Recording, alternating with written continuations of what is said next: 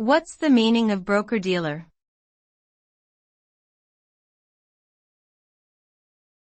Broker-dealer.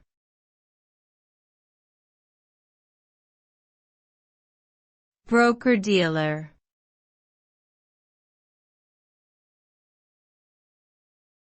Broker-dealer.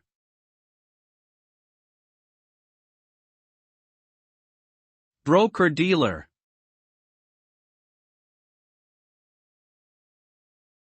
A broker-dealer is a financial firm that buys and sells securities in the financial markets on behalf of clients.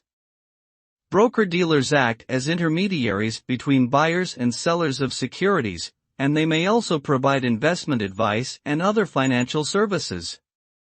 Broker-dealers must be registered with the Securities and Exchange Commission, SEC, and comply with various regulations to ensure proper handling of client assets and disclosure of potential conflicts of interest. They typically make money through commissions and fees charged for their services. Overall, broker-dealers play an important role in making financial markets more efficient and accessible to investors.